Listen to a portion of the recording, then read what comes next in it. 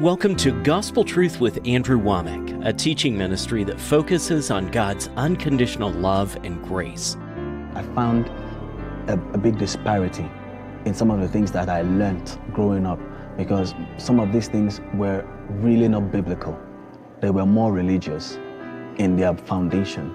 And listening to Andrew Wommack, you get an understanding of what God's intent and the scriptures really are. And that's the biggest impact that I have gotten listening and being ministered to by Andrew Wommack.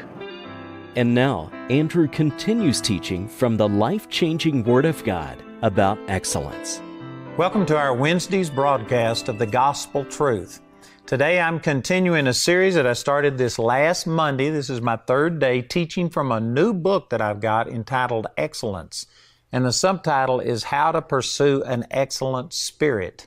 This is talking about your attitude, a perspective of excellence where you just do things heartily as to the Lord and not to man.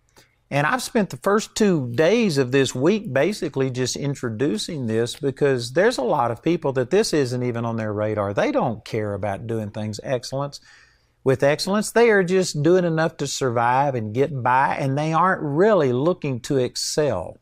You know, Paul said he was running the race, not as one that's just fighting, beating the air, but he was running a race to win.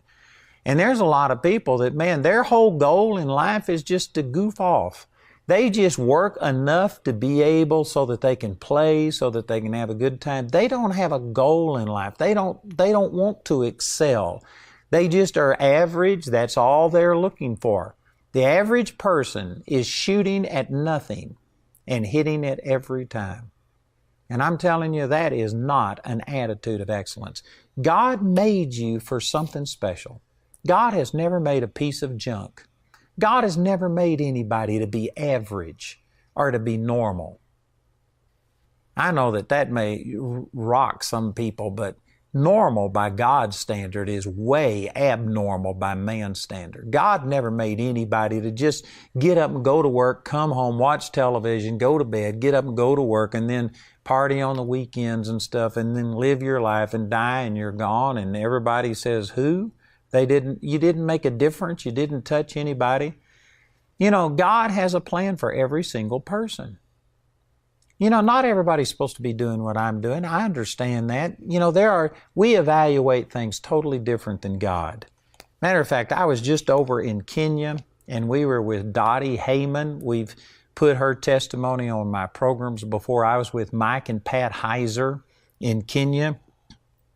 And these people are relatively small, relatively unknown compared to most people. But Paul Milligan and I, my CEO, when we were there, we were so overwhelmed by what they're doing and how they've trusted God and how they're believing God. I mean, in the face of death, they have stood against death, and they are doing things that Paul said that someday we're going to be in a line in heaven for rewards, and we're going to have to look, and way at the front of the line will be Mike and Pat and Dottie, and we'll be way at the back compared to them.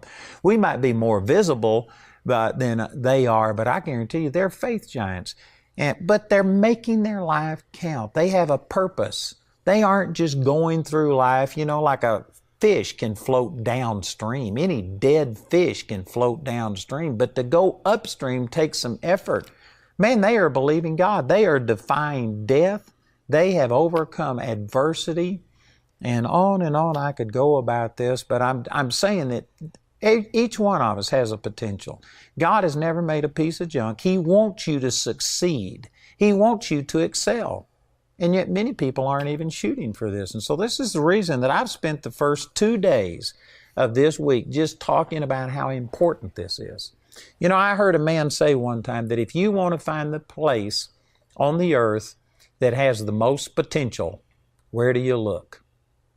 And I remember when he said that, I just was thinking about, man, do you go to a university to, some of these people that are like IT specialists and, you know, the think tanks and Wall Street, or, you know, you're just thinking all of these things. He says, if you want to find the place on the earth that has the most potential, go to a graveyard, because the vast majority of people take their full potential to the graveyard. They did not Release it.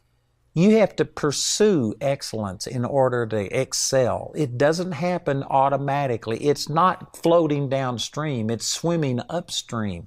And I've just been trying to encourage people. It says in Daniel chapter 6, verse 3, then Daniel was preferred above the presidents and princes because he had an excellent spirit. There was a reason he was preferred. It was because he had an excellent spirit. Let me use this parable, and then right after this parable, I'm going to try and get into actually talking about how do you do this. But I've spent the first 2.5 days just trying to motivate people that you need to do it, that this should be a goal. We need to become dissatisfied with mediocrity. We need to recognize that God made us for more than just surviving and living a life, and then when we're gone, nobody even misses us because it wasn't making a difference.